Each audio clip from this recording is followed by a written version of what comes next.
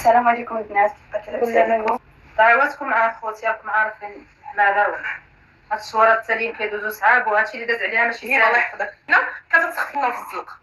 انا وريتكم التحاليل عندك الفقر الدم ديال الحباله. موضوع صافي وصل. سمحوا لي.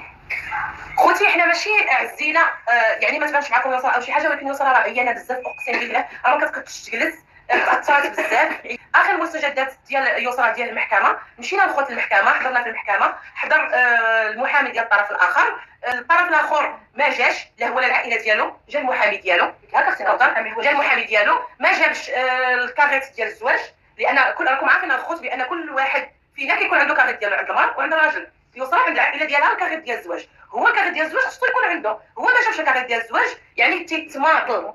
هذه الرابعه مره خوتي هو ما كيجيبش الكاريت ديال الزواج. صافي هادشي اللي وقع، عطاوهم تاجيل الجلسه للشهر لا الشهر 7 يعني نهار الخميس عندهم الجلسه الخوت،